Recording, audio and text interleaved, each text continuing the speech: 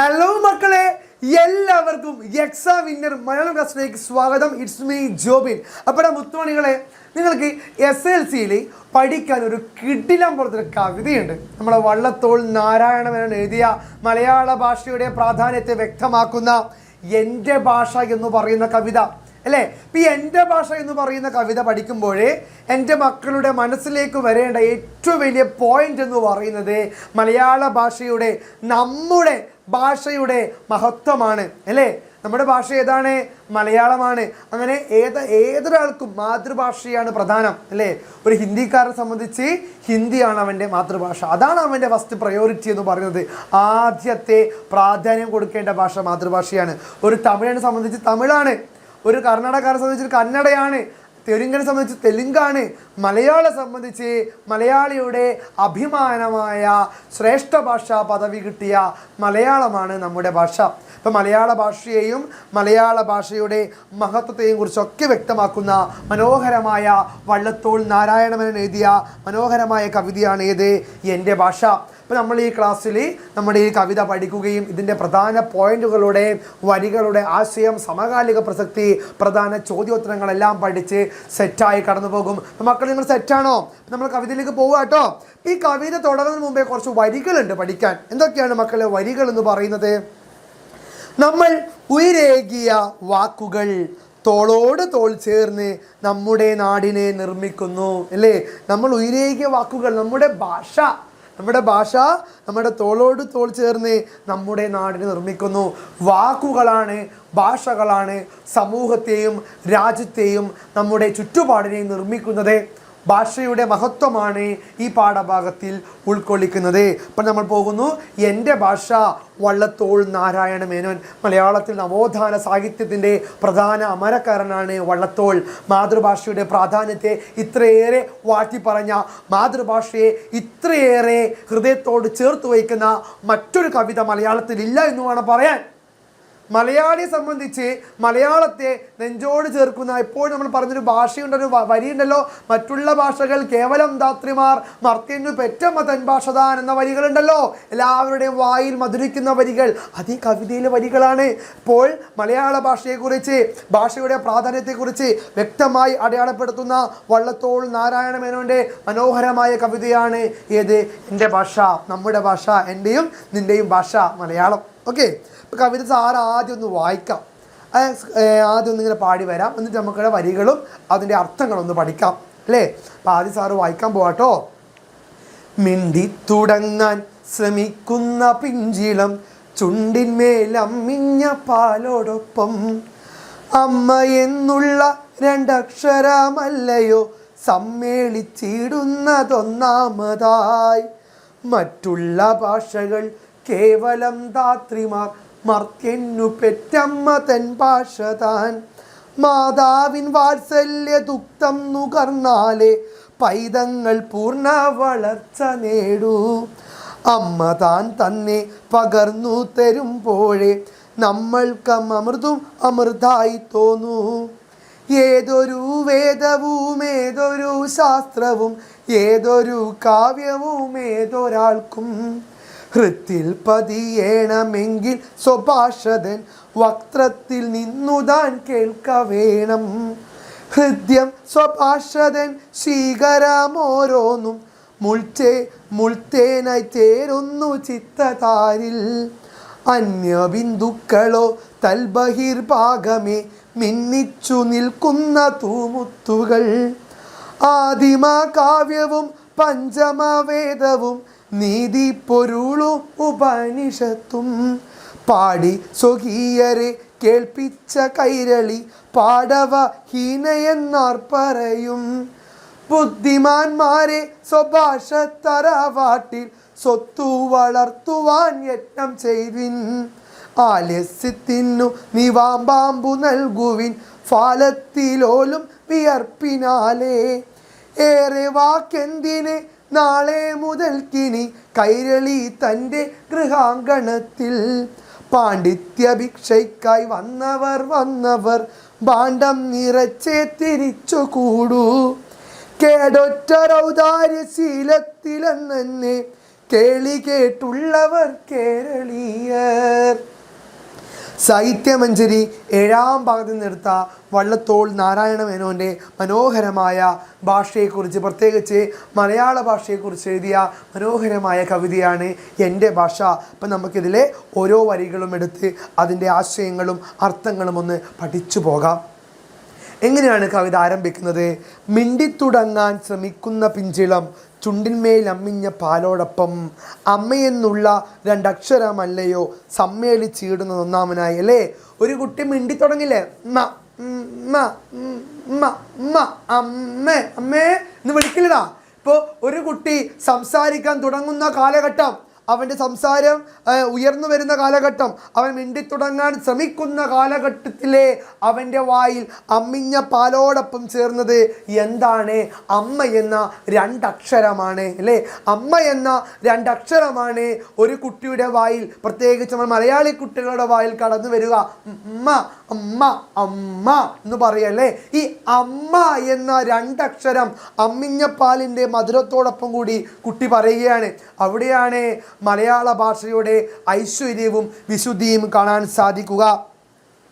മറ്റുള്ള ഭാഷകൾ കേവലം ധാത്രിമാർ, മർത്യന്നു പെറ്റമ്മ തൻ ഭാഷ താൻ. ധാത്രി വെച്ചാൽ അതിഥികൾ. അല്ലേ, മറ്റുള്ള ഭാഷകൾ വെറും അതിഥികളാണ്. ഇംഗ്ലീഷ് ആയിക്കോട്ടെ, ഫ്രഞ്ച് ആയിക്കോട്ടെ, റോമൻ, തമിഴ്, അല്ലെങ്കിൽ കന്നഡ, വേറെ ഹിന്ദി, എന്ത് ഭാഷ ആയിക്കോട്ടെ, അവർക്ക് അതിഥി ഭാഷയാണ്. നമ്മുടെ ഉള്ളിലെ വീട്ടിലെ ഭാഷ, നമ്മുടെ ഭാഷ എന്ന് പറയുന്നത് മലയാളമാണ്. അമ്മ മലയാളം, മധുരം മലയാളം. അല്ലേ, മറ്റുള്ള ഭാഷകൾ കേവലം ധാത്രിമാർ, അതായത് വളർത്തമ്മയാണ്. ധാത്രിമാർ എന്ന് വെച്ചാൽ വളർത്തമ്മ, മറ്റുള്ള ഭാഷകൾ വളർത്തമ്മയാണ്. പിന്നെയോ മർത്യന്നു പെറ്റമ്മ തൻ ഭാഷ താൻ. മറ്റുള്ള ഭാഷകൾ നമുക്ക് വെറും വളർത്തമ്മയാണ്. ധാത്രി വെച്ച വളർത്തമ്മ കേട്ടോ. അപ്പം മറ്റുള്ള ഭാഷകൾ വെറും വളർത്തമ്മയാണ്. മർത്യന് തൻ്റെ ഭാഷയാണ് അമ്മ എന്ന് പറയുന്നത്. വളർത്തമ്മ വേറെ, അമ്മ വേറെ. മറ്റുള്ള ഭാഷകൾ വളർത്തമ്മമാരാണ്. നമ്മുടെ ഭാഷ എന്ന് പറയുന്നത് മലയാളമാണ്. മലയാളം നമ്മുടെ അമ്മയാണ്. മാതാവിൻ വാത്സല്യ ദുഃഖം നുകർന്നാലേ പൈതങ്ങൾ പൂർണ്ണ വളർച്ച നേടൂ. മാതാവിൻ്റെ, അമ്മയുടെ വാത്സല്യം പകർന്നാൽ മാത്രമേ, അമ്മയുടെ സ്നേഹം പകർന്നാൽ മാത്രമേ, അമ്മയുടെ മാതൃവാത്സല്യം, അമ്മയുടെ അമ്മിഞ്ഞപ്പാലിൻ്റെ മധുരമെല്ലാം നുകർന്നാലേ കുട്ടികൾ എന്താവൂ, പൈതങ്ങൾ എന്താവൂ, പൂർണ്ണ വളർച്ച നേടൂ. അതായത് ജീവിതത്തിൽ അമ്മയുടെ സ്വാധീനം മഹത്തരമായ ഒന്നാണ്. അതേപോലെ മലയാളമാകുന്ന അമ്മയുടെ സ്വാധീനമുണ്ടായാൽ മാത്രമേ മക്കളാകുന്ന മലയാളികളായ നമുക്ക് പൂർണ്ണ വളർച്ചയുണ്ടാകൂ എന്ന് കവി പറയുന്നു. അല്ലേ, മാതാവിൻ്റെ വാത്സല്യ ദുഃഖം നുകർന്നാലേ പൈതങ്ങളാകുന്ന നമുക്ക് പൂർണ്ണ വളർച്ച നേടാൻ കഴിയൂ. അമ്മയുടെ വാത്സല്യമാണ് നമ്മുടെ വളർച്ചയ്ക്ക് ആധാരമെന്ന് കവി കൂട്ടിക്കൂട്ടി പറയുകയാണ്. അമ്മ താൻ തന്നെ പകർന്നു തരുമ്പോഴേ നമ്മൾക്കമൃതും അമൃതായി തോന്നൂ. അല്ലേ, അത് അമ്മ തന്നാൽ മാത്രമേ നമുക്ക് അമൃതം എന്തായി മാറൂ, അമൃതായി മാറൂ. അമൃതജത്തെ മധുരം. അമ്മ നമുക്ക് സ്നേഹം തന്നാൽ അത് അമൃതാണ്, ഭക്ഷണം തന്നാൽ അത് അമൃതാണ്. അമ്മിഞ്ഞപ്പാല് മധുരമാണ്, അമൃതാണ്. അതേപോലെ മലയാള ഭാഷ നമ്മുടെ അമൃതാണ്. മലയാള ഭാഷ നമ്മുടെ അമൃത് മധുരമാണ്. നമ്മുടെ അമ്മയെ പോലെയാണ് നമ്മുടെ മലയാള ഭാഷയിൽ നമ്മുടെ അമ്മയാണെന്നുകൂടി കവി ഓർമ്മപ്പെടുത്തുകയാണ്. ഏതൊരു വേദവും ഏതൊരു ശാസ്ത്രവും ഏതൊരു കാവ്യവും ഏതൊരാൾക്കും, ഏതൊരു വേദമായിക്കോട്ടെ, ഏതൊരു ശാസ്ത്രവുമായിക്കോട്ടെ, ഏതൊരു കവിതയുമായിക്കോട്ടെ, വേദമായാലും ഉപനിഷത്തുകളായാലും ശാസ്ത്രമായാലും കവിതകളായാലും ഹൃത്തിൽ പതിയണമെങ്കിൽ, ഹൃദയത്തിൽ പതിക്കണമെങ്കിൽ, ഹൃത്തിൽ പതിയണമെങ്കിൽ സ്വഭാഷതൻ വക്രത്തിൽ നിന്നും താൻ കേൾക്കുവേണം. ഹൃദയത്തിൽ പതിയണമെങ്കിൽ സ്വന്തം ഭാഷയിൽ നിന്ന് കേൾക്കണം. സ്വന്തം ഭാഷ ചെവിയിലൂടെ നമ്മൾ കേൾക്കണം. ശാസ്ത്രം പഠിക്കാനായാലും, പിന്നെന്താണ്, വേദങ്ങൾ പഠിക്കാനായാലും, കവിതകൾ കാവ്യങ്ങൾ പഠിക്കാനായാലും നമ്മളത് സ്വന്തം ഭാഷയിലൂടെ കേൾക്കണം. അല്ലെ, മഹാഭാരതം, രാമായണം, ഭഗവത്ഗീത, പിന്നെയോ വിശുദ്ധ ഖുർആൻ, ബൈബിൾ എല്ലാം പഠിക്കണമെങ്കിലും, അല്ലെ, ശാസ്ത്രങ്ങൾ കവിതകൾ എല്ലാം വായിക്കണമെങ്കിലും അതെല്ലാം ഹൃദയത്തിൽ പതിക്കണമെങ്കിൽ മാതൃഭാഷയിലൂടെ കേൾക്കണം, മലയാളത്തിലൂടെ കേൾക്കണമെന്ന് കവി പറയുന്നു. ഹൃദയം സ്വഭാഷതൻ ശീകരമോരോന്നും മുൾത്തേനായി ചേരുന്നു ചിത്തതാരിൽ ഹൃദയം സ്വഭാഷതൻ സ്വീകരം ഓരോന്നും മുൾത്തേനായി ചേരുന്നു ചിത്തധാരിൽ അന്യബിന്ദുക്കളോ തൽബഹിർഭാഗമേ മിന്നിച്ചു നിൽക്കുന്ന തൂമുത്തുകൾ. അതായത് മലയാള ഭാഷ സ്വന്തം സ്വഭാഷതൻ സ്വീകരം, സ്വന്തം നമ്മുടെ നമ്മുടെ സ്വന്തം ഭാഷയിൽ നമ്മൾ കാര്യങ്ങൾ കേൾക്കുമ്പോൾ നമ്മുടെ ഹൃദയത്തിൽ അത് വന്നു ചേരുന്നു. അല്ലാത്ത പക്ഷം ഒന്നും തന്നെ നമ്മുടെ ഹൃദയത്തിൽ പതിക്കുന്നില്ല എന്ന് കവി പറയുന്നു. അന്യബിന്ദുക്കളോ പുറമെ നിന്ന് എന്ത് കേട്ടാലും നമ്മുടെ മനസ്സിലേക്ക് കയറില്ല. പകരം നമ്മുടെ മലയാള ഭാഷയാകുന്ന, നമ്മുടെ മലയാളത്തിൽ എഴുതപ്പെടുന്ന മലയാളത്തിൻ്റെ വാക് ബിന്ദുക്കളാണ് നമ്മുടെ മനസ്സിലേക്ക് കയറി വരുന്ന തൂമുത്തുകൾ എന്ന് കവി പറയുന്നു. ആദിമകാവ്യവും പഞ്ചമവേദവും, ആദിമകാവ്യം വെച്ചാൽ മഹാഭാരത രാമായണമൊക്കെ ആദിമകാവ്യാട്ടോ. വ്യാസൻ്റെയും കാളിദാസൻ്റെയും മഹാഭാരതവും പിന്നെ രാമായണവും ഒക്കെ ആദിമകാവ്യങ്ങളാണ്. ആദിമകാവ്യവും പഞ്ചമവേദവും, പഞ്ചവേദങ്ങളും നീതിപ്പൊരുളും ഉപനിഷത്തും പാടി സ്വകീയരെ കേൾപ്പിച്ച കൈരളി വെച്ച കേരളം പാടവഹീന എന്നാർ പറയും അല്ലേ. ആദിമകാവ്യം മഹാഭാരതവും രാമായണവും പിന്നെന്താണ് പഞ്ചവേദങ്ങളും നീതിപ്പൊരുളും ഉപനിഷത്തും എല്ലാം തന്നെ നമ്മളെ പാടി കേൾപ്പിച്ചത് കൈരളിയാണല്ലോ, മലയാള ഭാഷയാണ്, കേരളമാണ്. അത് അത്രയും ഹൃദയത്തിൻ്റെ ചാരുതയിൽ നിന്ന് പറയുന്ന ഭാഷയാണെന്നുകൂടി കവി നമ്മെ ഓർമ്മപ്പെടുത്തുകയാണ്.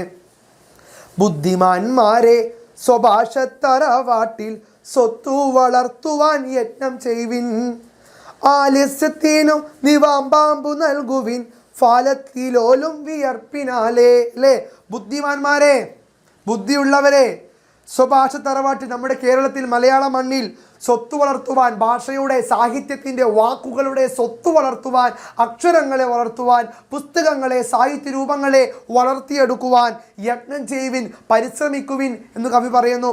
മലയാളത്തിൽ എഴുത്തച്ഛനുണ്ട്, തുഞ്ചത്ത് രാമാനുജൻ എഴുത്തച്ഛൻ, കുഞ്ചൻ തമ്പ്യ ചെറുശ്ശേരി, പിന്നെ ആരുടെ ചങ്ങമ്പുഴ കൃഷ്ണപിള്ള, വൈലോപ്പിള്ളി ശ്രീധരമേനോൻ, വള്ളത്തോൾ നാരായണമേനോൻ, പിന്നെ ആരൊക്കെ ഉണ്ട് മക്കളെ, കുഞ്ഞുണ്ണി മാഷുണ്ട്, ഇടശ്ശേരി ഉണ്ട്, ചെറുശ്ശേരിയുണ്ട്, പിന്നെ ഇടപ്പള്ളിയുണ്ട്, ബാലചന്ദ്ര ചുള്ളിക്കാടുണ്ട്, സുഗതകുമാരി, സാറ ജോസഫ്, പിന്നെ ആരൊക്കെ ഉണ്ട് മക്കൾ നമുക്ക്, ബാലാമണി അമ്മ, മാധവിക്കുട്ടി, അഷിത, ഒരുപാട് എഴുത്തുകാരികളും ഉണ്ട്.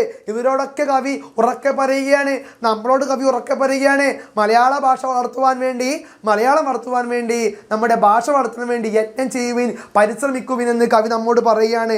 അതെങ്ങനെ? സ്വഭാഷ തറവാട്ടിൽ സ്വത്ത് വളർത്തുവാൻ യത്നം ചെയ്യുവിൻ. നമ്മുടെ തറവാട്ടിലെ സ്വത്ത് വളർത്തുവാൻ, എന്താണ് സ്വത്ത് എന്ന് പറയുന്നത്? നമ്മുടെ മാതൃഭാഷയായ മലയാളം, നമ്മുടെ മലയാളം വളർത്തുവാൻ വേണ്ടി, നമ്മുടെ മാതൃഭാഷ വളർത്താൻ വേണ്ടി യത്നം ചെയ്യുവിൻ, പരിശ്രമിക്കുവിനെന്ന് എഴുത്തുകാരൻ വള്ളത്തോൾ നാരായണ മേനോൻ നമ്മോട് പറയുകയാണ്. ആലസ്യത്തിനു നിവാമ്പാമ്പു നൽകുവിൻ. മടിയം മാറ്റോ, നമ്മുടെ ആലസ്യം എന്ന് മാറ്റോ, അലസത മാറ്റോ. ഫാലത്തിലോലും വിയർപ്പിനാണ്, വിയർപ്പ് കൊണ്ട് നമ്മുടെ മലയാള ഭാഷയെ കെട്ടി എഴുന്നള്ളിക്കും. മറ്റുള്ളവരുടെ മുമ്പിൽ ഒരു തിടമ്പേറിയ കൊമ്പനെ പോലെ മലയാളത്തെ മാറ്റൂ, മലയാള ഭാഷ ലോകം മൊത്തം അറിയട്ടെ എന്ന് എഴുത്തുകാരൻ പറയുകയാണ്. ഏറെ വാക്കെന്തിനു നാളെ മുതൽക്കിനി കൈരളി തൻ്റെ ഗൃഹാങ്കണത്തിൽ, പാണ്ഡിത്യഭിക്ഷയ്ക്കായി വന്നവർ ഭാണ്ഡം നിറച്ചേ തിരിച്ചുകൂടൂ. അല്ലേ, നമ്മുടെ മലയാള ഭാഷ, നമുക്ക് അതിഥി ദേവോ ഭവ എന്നൊരു ചൊല്ലുണ്ട്. അതിഥികളെ സ്വീകരിക്കാൻ മലയാളികൾ സമർത്ഥരാണ്. അതേപോലെ നമ്മുടെ മലയാള ഭാഷയിലെ അറിവുകൾ ലോകം മുഴുവനും ആൾക്കാർ അറിയട്ടെ എന്ന് കവി ആശംസിക്കുകയാണ്. നമ്മുടെ മലയാള ഭാഷയിൽ എഴുതിയ കവിതകൾ, കഥകൾ, ലേഖനങ്ങൾ, തിരക്കഥകൾ, നിരൂപണങ്ങൾ, നോവലുകൾ എല്ലാം തന്നെ ലോകം മുഴുവൻ അറിയട്ടെ. നമ്മുടെ മലയാള ഭാഷ അതിഥിയായി മാറട്ടെ, ലോകം മുഴുവൻ എത്തട്ടെ. അങ്ങനെ മലയാള ഭാഷയുടെ പ്രശസ്തി വാനോളം ഉയരട്ടെ എന്നുകൂടി കവി നമ്മോട് പറയുകയാണ്. കേടറ്റോ ഒരു ഔദാര്യശീലത്തിൽ എന്നേ കേളി കേട്ടുള്ളവർ കേരളീയർ. അത് ഔദാര്യം, എല്ലാം ഔദാര്യത്തോടു കൂടി ഉദാര മനസ്കതയോട് കൊടുക്കുന്നവരാണ് കേരളീയർ, മലയാളികൾ. അതേപോലെ നമ്മുടെ അറിവുകളും മലയാള ഭാഷയുടെ പ്രശസ്തിയും എല്ലാം തന്നെ തിടമ്പേറ്റിയ കൊമ്പനെ പോലെ വാനോളം ഭൂലോകം എല്ലാവരും അറിയട്ടെ എന്നുകൂടി കവി ആശംസിച്ചുകൊണ്ടാണ് കവിത അവസാനിപ്പിക്കുന്നത്. സാഹിത്യമഞ്ജരി 7ാം ഭാഗത്തു നിന്ന് എടുത്ത വള്ളത്തോൾ നാരായണമേനോട് കവിതയാണ് എൻ്റെ ഭാഷ എന്ന് പറഞ്ഞാൽ മലയാളം. അപ്പം മലയാളത്തിൻ്റെ പ്രാധാന്യം, മലയാളത്തിൻ്റെ വിശുദ്ധി, മലയാളത്തിൻ്റെ ആ ഒരു വാക് ചൗന്ദര്യം, അല്ലെങ്കിൽ മനോഹാരിത എല്ലാം തന്നെ മറ്റുള്ളവർക്ക് മുന്നിൽ അറിയിക്കുന്ന അഭിമാനത്തോടുകൂടി കവി ഉറക്കെ പറയുന്ന ഒരു സുന്ദരമായ കവിതയാണ് എൻ്റെ ഭാഷ. സെറ്റാണല്ലോ. ഈ കവിതയുടെ പ്രധാന ചോദ്യോത്തരങ്ങൾ നമുക്ക് പെട്ടെന്നൊന്ന് പഠിക്കാം. ആദ്യത്തെ ചോദ്യം ഇങ്ങനെയാണ്: മാതൃഭാഷയെക്കുറിച്ചുള്ള കവിയുടെ നിരീക്ഷണങ്ങൾ കണ്ടെത്തി അവതരിപ്പിക്കുക. ഇപ്പം മാതൃഭാഷയെക്കുറിച്ച് കവിക്ക് എന്തെല്ലാം നിരീക്ഷണങ്ങളാണുള്ളത് അത് കണ്ടെത്തി അവതരിപ്പിക്കുകയാണ് ചോദ്യം. നോക്കാം നമുക്ക്. വള്ളത്തോൾ നാരായണ മേനോൻ എൻ്റെ ഭാഷ എന്ന കവിതയിൽ മാതൃഭാഷയെക്കുറിച്ച് നിരവധി പ്രധാന നിരീക്ഷണങ്ങൾ നടത്തുന്നുണ്ട് അല്ലേ. അപ്പം വള്ളത്തോൾ നാരായണ മേനോൻ എൻ്റെ ഭാഷ എന്ന കവിതയിലെ മാതൃഭാഷയെക്കുറിച്ച് ഒരുപാട് കാര്യങ്ങൾ പറയുന്നുണ്ട്. അതിലൊന്ന്, ഒരു കുഞ്ഞ് അമ്മയുടെ മുലപ്പാലിനൊപ്പം ആദ്യം ഉൾക്കൊള്ളുന്നതും പറഞ്ഞു തുടങ്ങുന്നതും അമ്മ എന്ന വാക്കും മാതൃഭാഷയുമാണ് അല്ലേ. ഒരു കുഞ്ഞ് ആ ഒരു അമ്മയുടെ മുലപ്പാലിനൊപ്പം ആദ്യം പറഞ്ഞു തുടങ്ങുന്ന ഭാഷ ഏതാണ്? അമ്മ എന്ന രണ്ടക്ഷരമാണ്. പെറ്റമ്മ, മാതൃഭാഷ ഭാഷ ഓരോ മനുഷ്യനും സ്വന്തം അമ്മയെ പോലെയാണ്. മറ്റുള്ള ഭാഷകൾ വളർത്തമ്മമാരെ പോലെ, ധാത്രിമാരെ പോലെയും അല്ലേ. മറ്റുള്ള ഭാഷകൾ കേവലം ധാത്രിമാർ, മർത്യന്നു പെറ്റമ്മ തൻ ഭാഷതാൻ എന്ന് പറയും. മറ്റുള്ള ഭാഷകൾ നമുക്ക് വെറും എന്താണ്? വളർത്തമ്മമാരാണ്. മർത്യന് പെറ്റമ്മ എന്ന് പറയുന്നത് തൻ്റെ സ്വന്തം അമ്മ എന്ന് പറയുന്നത് മാതൃഭാഷയായ മലയാളമാണ്. അല്ലടാ, ഇപ്പം മലയാള ഭാഷയെ കൂട്ടിപ്പിടിക്കേണ്ടതും അതിനെ വളർത്തിയെടുക്കേണ്ടതും മറ്റുള്ളവരുടെ മുമ്പിൽ അഭിമാനത്തോടു കൂടി പറയേണ്ടതും മലയാളികളുടെ ഉത്തരവാദിത്തമാണെന്ന് കവി ഉറക്കെ പറയുകയാണ്. മറ്റുള്ള ഭാഷകൾ വെറും വളർത്തമ്മയാണ്. മലയാളിയുടെ സ്വന്തം അമ്മ ഏതാണ്? മാതൃഭാഷ ഏതാണ്? മലയാളമാണ്. പൂർണ്ണ വളർച്ച, അമ്മയുടെ പാൽ കുടിച്ചാലേ കുഞ്ഞിന് പൂർണ്ണ വളർച്ചയുണ്ടാകൂ എന്നതുപോലെ മാതൃഭാഷയിലൂടെ ലഭിക്കുന്ന അറിവാണ് പൂർണ്ണത ഉണ്ടാവുക. അമ്മയുടെ മുലപ്പാൽ കുടിക്കുമ്പോഴാണ് കുഞ്ഞ് ആരോഗ്യത്തോടു കൂടി വളരുക, അവന് പൂർണ്ണ വളർച്ചയെത്തുക. അതേപോലെ നമ്മുടെ മലയാളത്തിൻ്റെ മാതൃഭാഷയുടെ അമ്മ മധുര മലയാളം നുകർന്നാൽ മാത്രമേ നമുക്കും പൂർണ്ണ വളർച്ചയെത്തൂ. നമ്മുടെ അമ്മ ആരാണ് മക്കളെ? മലയാളമാണ്. ആ മലയാളത്തിൻ്റെ മധുരം നുകർന്നാലേ മലയാളത്തിൻ്റെ മക്കളായ നമുക്ക് പൂർണ്ണ വളർച്ചയെത്തൂ എന്നുകൂടി കവി പറയുന്നത്. ഹൃദയത്തിൽ പതിയൽ, ഭാഷ ഹൃദയത്തിൽ പതിഞ്ഞു ഒഴുകണം അല്ലേ. ഹൃദയത്തിൻ്റെ അകതാരിലേക്ക് നമ്മളെ പാട്ട് പോലെ അകതാരിലീ ആ ഒരു പാട്ടില്ലേ, ഇരവാകവേ എൻ്റെ സൗണ്ട് പോയി, കവിളത്തു നിൻ്റെ ചിരി കാത്തിടാം ഇതുവഴി ഞാൻ. അതൊക്കെ ഏത് ഭാഷയിലാണ്? മലയാളമല്ലേ. ഒരു വ്യക്തിയുടെ ഹൃദയത്തിലേക്ക് വിചാരങ്ങൾ, ഇമോഷൻസ് ആഴത്തിൽ പതിയണമെങ്കിൽ, അവൻ്റെ ഉള്ളിലേക്ക് ആ വികാരങ്ങളെ ഉള്ളിലേക്ക് ആഴ്ത്തിയിറക്കണമെങ്കിൽ മലയാള ഭാഷയ്ക്ക് മാത്രമേ സാധിക്കുകയുള്ളൂ. അത് മലയാളത്തിൻ്റെ ബ്യൂട്ടിയാണ് അല്ലേ.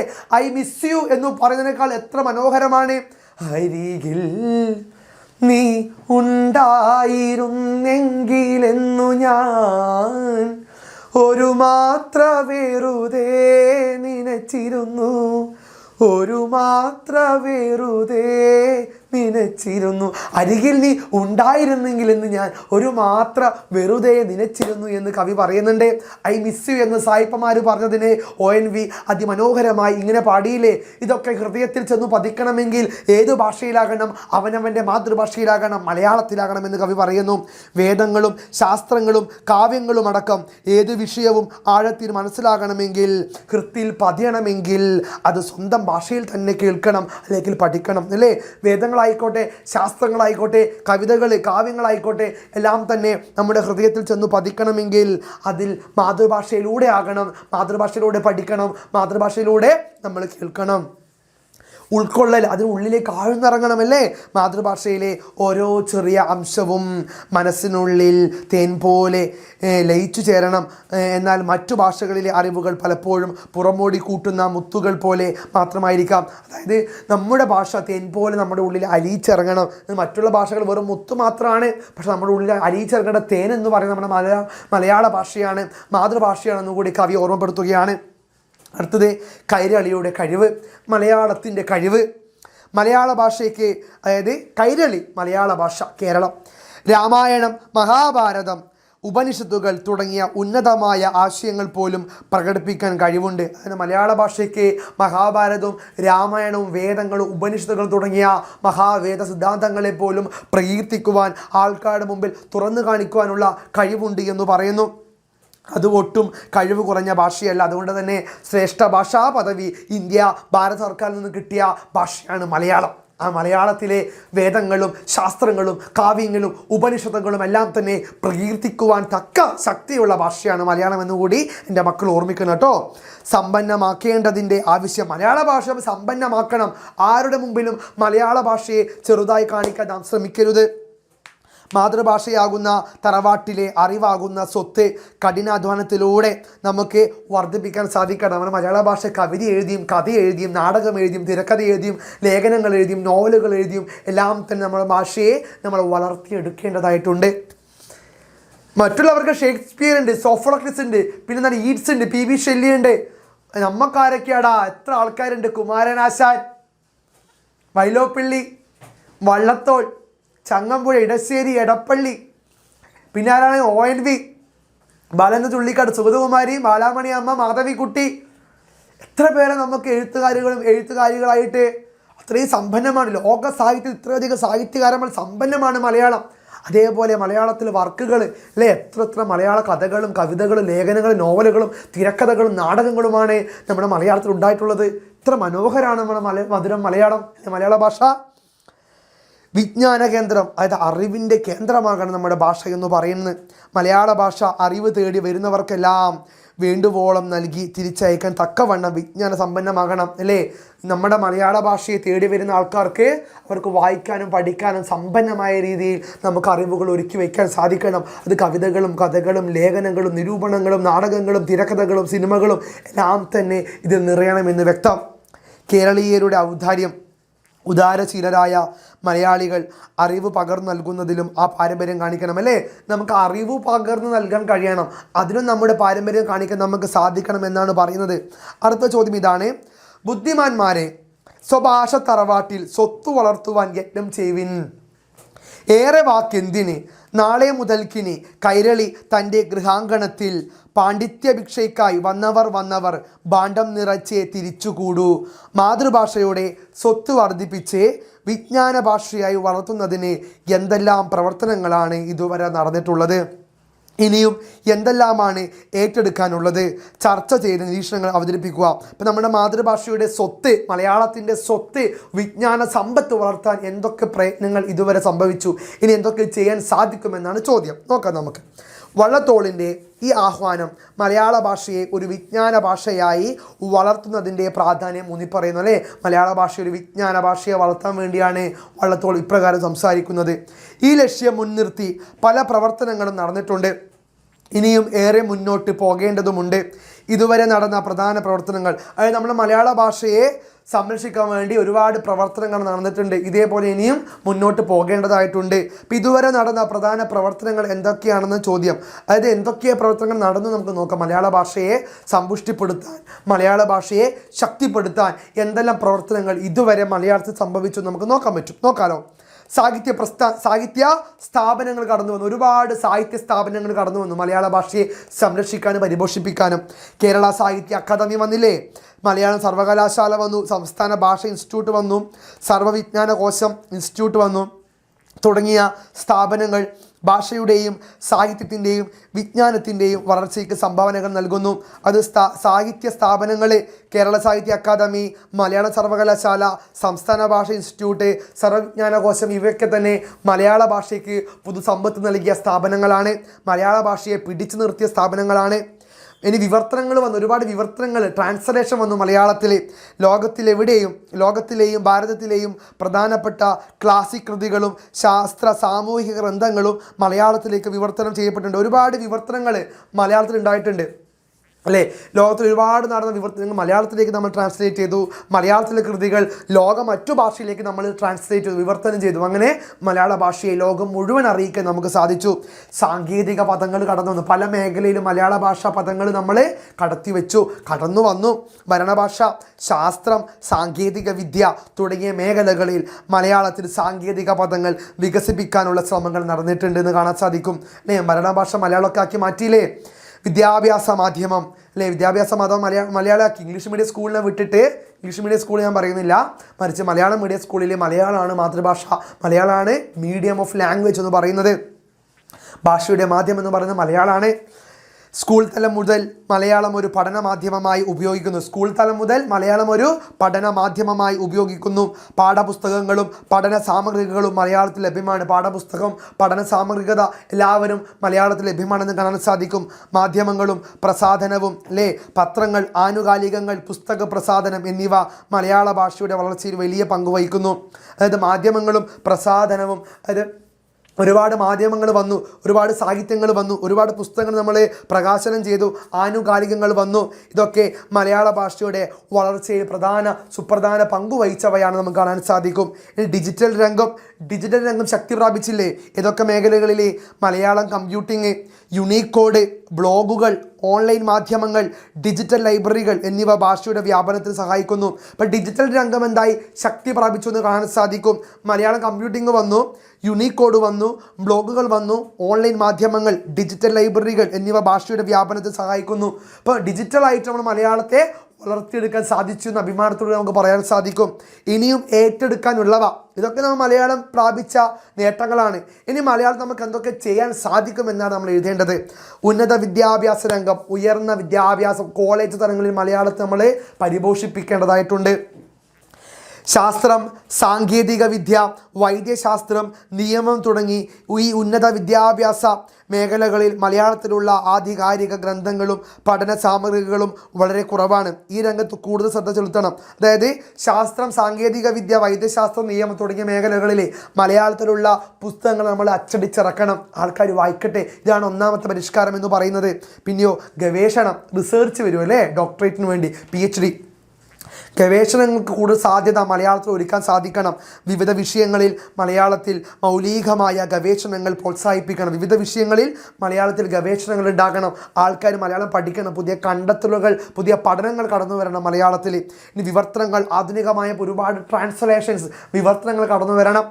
സമകാലിക ലോകത്തുണ്ടാകുന്ന ഏറ്റവും പുതിയ അറിവുകൾ, അതായത് ശാസ്ത്രം, തത്വശാസ്ത്രം, സാങ്കേതിക ഇതൊക്കെ മേഖലയിൽ നമുക്ക് അറിവുകൾ ഉണ്ടാകണം. വളരെ വേഗത്തിൽ മലയാളത്തിലേക്ക് എത്തണം. അതായത് ലോകത്തിൽ നടക്കുന്ന എല്ലാ കാര്യങ്ങളും, ശാസ്ത്ര, സാങ്കേതിക, വിവരവിനിമയ രംഗങ്ങളിലെ അറിവുകൾ മലയാളത്തിലേക്ക് വിവർത്തനം ചെയ്ത് നമുക്ക് സാധിക്കണം. അങ്ങനെ ലോകരാജ്യത്തിൽ മലയാളത്തിനെ അടയാളപ്പെടുത്താൻ നമുക്ക് സാധിക്കുകയുള്ളൂ. മലയാള ഭാഷയെ വളർത്താൻ നമുക്ക് സാധിക്കുകയുള്ളൂ.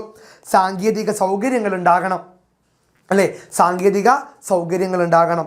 മലയാളം ടൈപ്പിംഗ് വളർത്തണം, സ്പെൽ ചെക്കർ വളർത്തണം, OCR, മെഷീൻ ട്രാൻസ്ലേഷൻ തുടങ്ങിയ ഡിജിറ്റൽ സൗകര്യങ്ങൾ കൂടുതൽ മെച്ചപ്പെടുന്നു. ഡിജിറ്റലൈസ് ആയിട്ട് മലയാളം വളർത്താൻ നമുക്ക് സാധിക്കണം. പുസ്തകത്തിൽ എഴുത്തു മാത്രമല്ല, ഡിജിറ്റലായിട്ട് പല രൂപങ്ങളിലും ഭാവങ്ങളിലും പുതിയ മേഖലകളിലും മലയാളത്തെ വളർത്താൻ നമുക്ക് സാധിക്കണം. ശാസ്ത്രീയ മനോഭാവം, മലയാളത്തിൽ ശാസ്ത്രീയ ചിന്തയും വിശകലനവും പ്രോത്സാഹിപ്പിക്കുന്ന രചനകൾ വർദ്ധിക്കണം. ഒരുപാട് ശാസ്ത്രീയ മേഖലകളിലുള്ള രചനകളും കടന്നു വരണം മലയാളത്തിൽ എന്ന് പറയുന്നു. അടുത്ത വൺവേഡ് ചോദ്യമാണ്. കവിതയിൽ മറ്റു ഭാഷകളെ എന്തിനോടാണ് കവി ഉപമിച്ചിരിക്കുന്നത്? മറ്റു ഭാഷയോട് കവിതയിൽ മറ്റു ഭാഷകൾ എന്തിനോടാണ് കവി ഉപമിച്ചിരിക്കുന്നത്?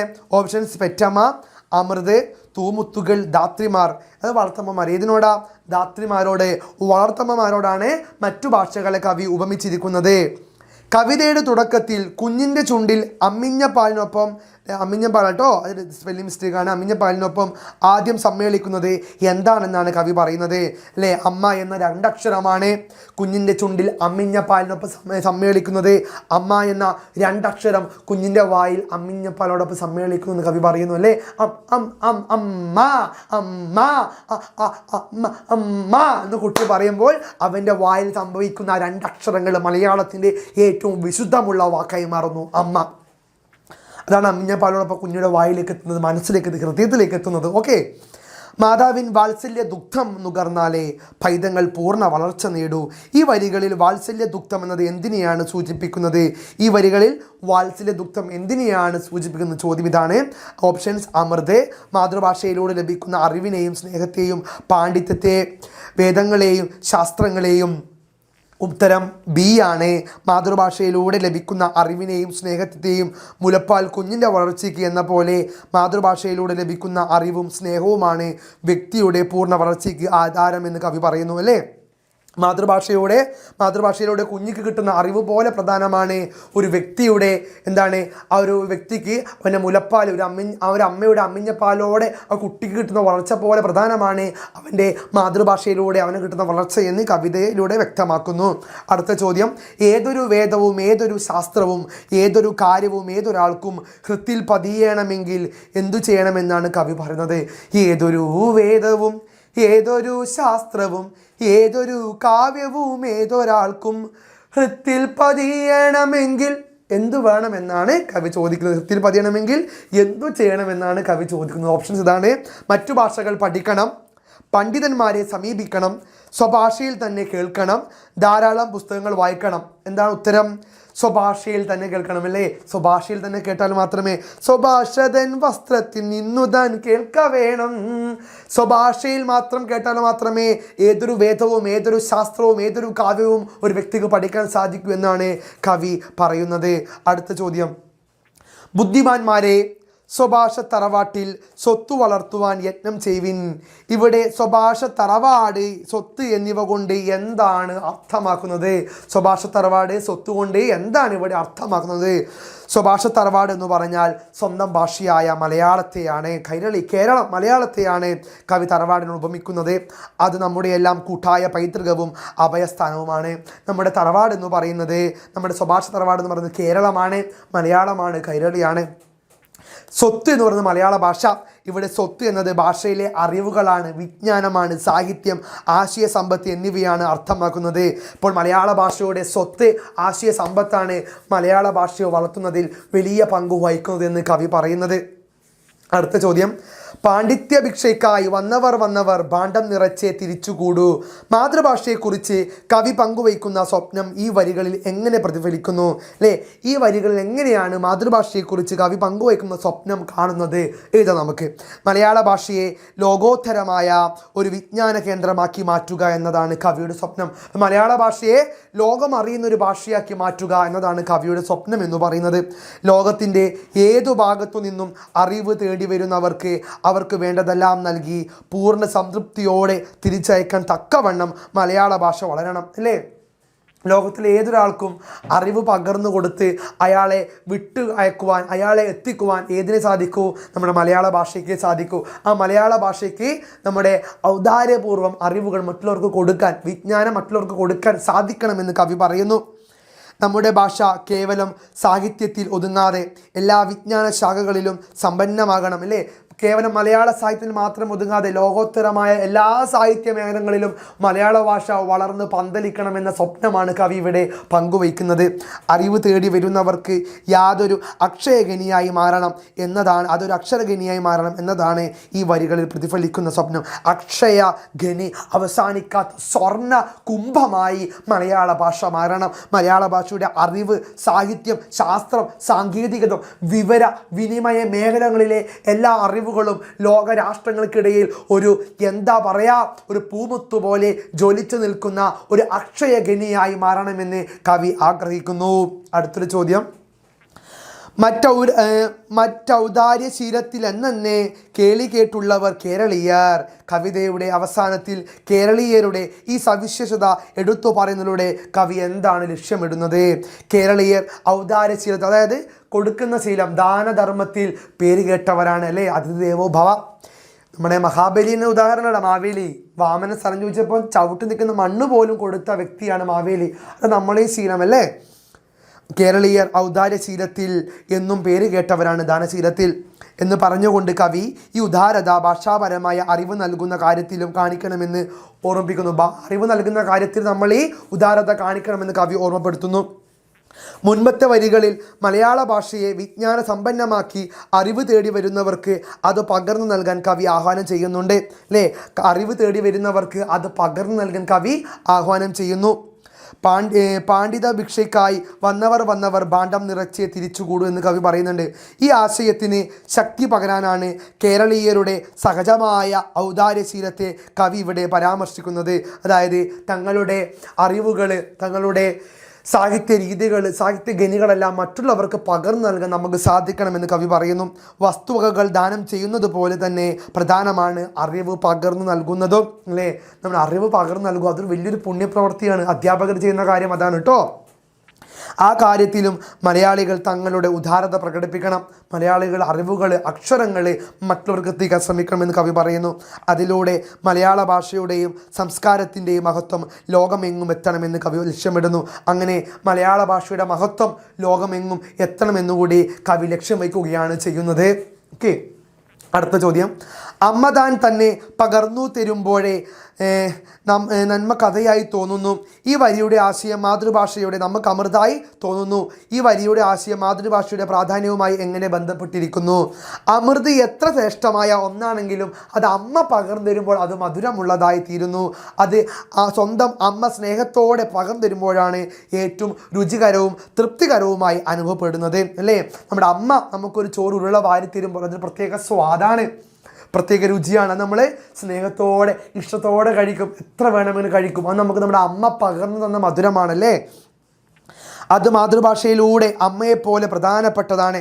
നമ്മുടെ അമ്മ നമുക്ക് എന്ത് ഭക്ഷണം തന്നാലും അത് അമൃത് പോലെ മധുരമുള്ളതാണ് അല്ലേ? അമൃതമായി മധുരമായി ജനനി നീ എൻ്റെ മുന്നിൽ. അതേപോലെ ജനനി അമ്മ പകർന്നിരുന്ന വാക്കുകൾ, അമ്മ തരുന്ന ഭക്ഷണം, അമ്മ തരുന്ന സ്നേഹം, അമ്മ തരുന്ന വാത്സല്യം, അമ്മ തരുന്ന ചെറിയ അടി, അമ്മ തരുന്ന കരുതൽ എല്ലാം മധുരമുള്ളതാണ്, അമൃത് പോലെ മധുരമാണ്. അതാണ് ഭാഷയും. ഭാഷ നമുക്ക് അമ്മയാണ്. ഭാഷ നമുക്ക് മലയാളം എന്ന അമൃതം പകർന്നു തരുന്നു അല്ലേ? അത് മാതൃഭാഷയിലൂടെ അമ്മയെപ്പോലെ പ്രധാനപ്പെട്ടവയാണ് ലഭിക്കുമ്പോഴാണ് നമുക്കത് പൂർണ്ണമായി ഉൾക്കൊള്ളാനും അതിൻ്റെ യഥാർത്ഥ മൂല്യം അനുഭവിക്കാനും സാധിക്കുന്നത്. ആ അമൃത് അമ്മ നമുക്ക് പകർന്നു തരുമ്പോൾ അത് അനുഭവിക്കാനും ആസ്വദിക്കാനും നമുക്ക് സാധിക്കുന്നു എന്ന് പറയുന്നു. മാതൃഭാഷയിലൂടെയുള്ള പാനത്തിൻ്റെ സ്വാഭാവികതയും അത് നൽകുന്ന സംതൃപ്തിയുമാണ് ഈ വരികൾ വ്യക്തമാക്കുന്നത്. അതായത് മാതൃഭാഷ നമുക്ക് അമൃതായി മാറുന്നു, നമ്മെ സന്തോഷിപ്പിക്കുന്നു, നമ്മെ സ്നേഹിക്കുന്നു. മാതൃഭാഷയിലൂടെ നമ്മൾ ലോകത്തെ കാണുന്നു. മാതൃഭാഷ ഒന്നും തന്നെ നമ്മെ കരയിപ്പിക്കുന്നു, നമ്മെ ചിന്തിപ്പിക്കുന്നേ ഉള്ളൂ. നമ്മുടെ വിജ്ഞാനങ്ങളിൽ, നമ്മുടെ ജീവിതത്തിൽ അമ്മയുടെ മധുരം തരികയാണ് മാതൃഭാഷ ചെയ്യുന്നത്. അടുത്ത ചോദ്യം, ബുദ്ധിമാന്മാരെ എന്ന് കവി അഭിസംബോധന ചെയ്തുകൊണ്ട് നൽകുന്ന ആഹ്വാനം കവിതയുടെ മൊത്തത്തിലുള്ള ആശയവുമായി എങ്ങനെ ബന്ധപ്പെട്ടിരിക്കുന്നു അല്ലേ? കവിതയിൽ ബുദ്ധിമാന്മാരെ എന്ന് കവി പറയുന്നുണ്ട്. ഈ ബുദ്ധിമാന്മാരെ എന്ന് കവി അഭിസംബോധന ചെയ്തുകൊണ്ട് നൽകുന്ന ആഹ്വാനം കവിതയുടെ മൊത്തത്തിലുള്ള ആശയവുമായി എങ്ങനെ ബന്ധപ്പെട്ടിരിക്കുന്നു ചോദ്യം. കവിതയുടെ ആദ്യ ഭാഗങ്ങളിൽ മാതൃഭാഷയുടെ മഹത്വവും പ്രാധാന്യവും സ്ഥാപിച്ച ശേഷം അവസാന ഭാഗത്ത് ആ ഭാഷയെ കൂടുതൽ സമ്പന്നമാക്കേണ്ടതിൻ്റെ ഉത്തരവാദിത്തം പണ്ഡിതരെയും ബുദ്ധിജീവികളെയും കവി ഓർമ്മിപ്പിക്കുന്നു അല്ലേ? ഈ മലയാള ഭാഷയെ സുന്ദരമാക്കാനും സമ്പന്നമാക്കാനും ആർക്കാണ് സാധിക്കുക? ബുദ്ധിമാന്മാർക്കാണ് സാധിക്കുക. ആ ബുദ്ധിമാന്മാരോടാണ് കവി പറയുന്നത് മലയാള ഭാഷയെ ഉയർത്തുവാൻ, അതിനെ സംരക്ഷിക്കുവാൻ യത്നം ചെയ്യുവിനെന്ന് കവി ഓർമ്മിപ്പിക്കുന്നു. മാതൃഭാഷ കേവലം ദൈനംദിന ആവശ്യങ്ങൾക്കുള്ളതല്ല, മറിച്ച് ലോകോത്തര വിജ്ഞാനങ്ങൾ ഉൾക്കൊള്ളാനും കൈമാറാനും കഴിവുള്ള ഒന്നായി വളർത്തണം അല്ലേ? മാതൃഭാഷ കേവലം ദൈനംദിനം നമ്മൾ സംസാരിക്കാൻ വേണ്ടി മാത്രമുള്ള ഭാഷയല്ല, അത് ലോകം മുഴുവൻ എത്താൻ, എല്ലാവർക്കും ഉച്ചരിക്കാൻ പാകത്തിൽ വളരണമെന്ന് കവി ആഹ്വാനം ചെയ്യുന്നു. ഇങ്ങനെ ഭാഷയെ സമ്പന്നമാക്കുമ്പോഴാണ് അതിൻ്റെ മഹത്വം പൂർണ്ണമാകുന്നത്. ഇങ്ങനെ ഭാഷയെ നമ്മൾ സമ്പന്നമാക്കണം, ഭാഷയെ നമ്മൾ വളർത്തണമെന്ന് കവി പറയുന്നു. അതിനാൽ മാതൃഭാഷാ സ്നേഹത്തിൽ നിന്ന് ഭാഷയുടെ വളർച്ചയ്ക്കായുള്ള പ്രയത്നത്തിലേക്ക് കവിത സ്വാഭാവികമായി എത്തുന്നു. അതായത് ഭാഷയെ വളർത്താൻ വേണ്ടി നമുക്ക് സ്വാഭാവികത ഉണ്ടാകണം, ഭാഷയിലൂടെ നമുക്ക് സ്നേഹമുണ്ടാകണം, ഭാഷ ലോകോത്തരമായി ഉയർന്ന് ഉയരങ്ങളിൽ എത്തണമെന്ന് കവി നമ്മെ ഓർമ്മപ്പെടുത്തുന്നു. കവിയുടെ ആഹ്വാനം കവിതയുടെ പ്രധാന ആശയമായ മാതൃഭാഷാ മഹിമയെ പൂർണ്ണമാക്കുന്നു. അതായത് കവി പറയുകയാണ്, ബുദ്ധിമാന്മാരെ, ബുദ്ധിയുള്ളവരെ, നിങ്ങൾ കവിതയിലൂടെ, കഥയിലൂടെ, ലേഖനത്തിലൂടെ, നിരൂപണങ്ങളിലൂടെ, നാടകത്തിലൂടെ, നോവലുകളിലൂടെ, സിനിമയിലൂടെ മലയാള ഭാഷയെ ലോകം മുഴുവൻ എത്തിക്കൂ, ലോകം അറിയട്ടെ മലയാള ഭാഷയുടെ പ്രാധാന്യത്തെ എന്ന് കവി പറയുന്നു. അടുത്ത ചോദ്യം എന്താണ്? മറ്റുള്ള ഭാഷകൾ കേവലം ധാത്രിമാർ, മർത്യനു പെറ്റമ്മ തൻ ഭാഷ താൻ. ഈ വരികളിലൂടെ കവി മാതൃഭാഷയ്ക്കും അന്യഭാഷകൾക്കും നൽകുന്ന സ്ഥാനം വ്യക്തമാക്കുക അല്ലേ? ഈ മറ്റുള്ള ഭാഷകൾ കേവലം ധാത്രിമാർ, മറ്റുള്ള ഭാഷകൾ വെറും വളർത്തമ്മയാണ്. എന്നാൽ മർത്യന് പെറ്റമ്മ തൻ ഭാഷ താൻ, മർത്യന് അവനവൻ്റെ ഭാഷയാണ്, മാതൃഭാഷയാണ് പെറ്റമ്മ എന്ന് പറയുന്നു. ഇതിലൂടെ കവി എന്താണ് അർത്ഥമാകുന്നതെന്ന് ചോദ്യം നോക്കാം.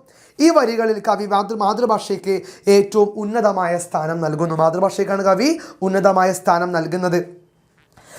മാതൃഭാഷ തൻ ഭാഷയെ ഇതിനെ കവി പെറ്റമ്മയോട് ഉപമിക്കുന്നു. സ്വന്തം അമ്മയെപ്പോലെ ഒഴിച്ചുകൂടാനാവാത്തതും ഏറ്റവും പ്രധാനപ്പെട്ടതും അടിസ്ഥാനപരമായ സ്നേഹവും കരുതലും നൽകുന്നതുമാണ് ഓരോ വ്യക്തിക്കും അവൻ്റെ മാതൃഭാഷ. അമ്മയെപ്പോലെ മധുരമുള്ളതും കരുതലും സ്നേഹവുമുള്ള ഭാഷയാണ് മാതൃഭാഷ എന്ന് പറയുന്നത്. ആ മാതൃഭാഷ അത്രയും സ്വീകാര്യമാണ്, അത്രയും നന്മയാണ്, അത്രയും മധുരമാണ്.